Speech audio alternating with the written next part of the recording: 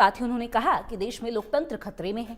लोकतंत्र पर चौतरफा दबाव केंद्र की भाजपा सरकार ने बनाया हुआ है। उन्होंने कहा कि केंद्र की भाजपा सरकार सत्ता हासिल करने के लिए केंद्रीय एजेंसियों से लेकर अपने पास जमा अकूत धनबल का इस्तेमाल कर रही है। सीबीआई और एनफोर्समेंट डायरेक्टरेट जैसी एजेंसियों को उसी राज्य में लगा दिया जाता है जहां चुनाव होते हैं।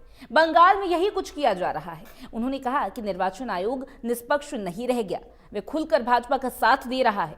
यही नहीं, बीजेपी धनबल का इस्तेमाल भी लोकतंत्र को प्रभावित करने के लिए कर रही है। से चाहे इनेलो की पार्टी, जो छोटी मोटी पार्टियां जो बीजेपी की इशारे पे काम करती है, इन पार्टियों को चलाने की बात हो, इन पार्टियों की फाइनेंसिंग की बात हो, हर चीज़ में भारतीय जनता पार्टी पैसे के बल पर भी आज देश के प्रजातंत्र को प्रभावित किया जा रहा है, एजेंसीज के बल पर भी प्रभावित किया जा रहा है। भारतीय जनता पार्टी हर तरीके से मतदाता सूची में जितना हो सकता है उस तरह से उसको प्रभावित करके मतदाता सूची को अपनी जो है राजनीतिक हित साधने का प्रयास करती है सत्ता दल, और सत्ता का दुरुपयोग किया जाता है। चुनाव आयोग, इस देश का चुनाव आयोग से जो निष्पक्षता की उम्मीद पूरा देश कर रहा है, जो चुनाव आयोग की उस निष्पक्षता कहीं दिखाई नहीं देती। कांग्रेस भी तो एकजुट हो गई। तो ये केवल मतदाता सूची की बात नहीं है। आज देश में प्रजातंत्र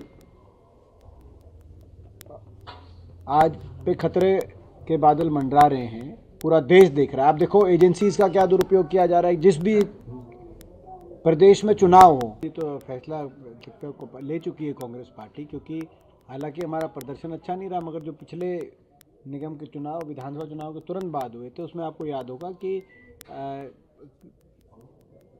वार्ड में भी और मेयर के चुनाव में या चेयरमैन नगर परिषद के चुनाव में भी सिंबल के रूप में कांग्रेस पार्टी ने अपने प्रत्याशी घोषित किए थे, और यही क्रम कांग्रेस पार्टी जारी रखेगी। ये कांग्रेस पार्टी ने फैसला किया हुआ है। जो हमारा संगठन सर्जन का एक ये वर्ष हमारे संगठन को मजबूत करने के लिए कांग्रेस पार्टी ने निर्धारित किया है। पूरे देश के अंदर, सारे देश में एक प्रक्रिया के माध्यम से जिलाध्यक्ष नियुक्त किए गए हैं पूरे देश में। अब उन जिलाध्यक्षों की ट्रेनिंग कैंप्स पूरे देश में चल रहे हैं। 10 दिन की चलेगी, जिसमें राहुल जी भी आएंगे। उसके बाद संगठन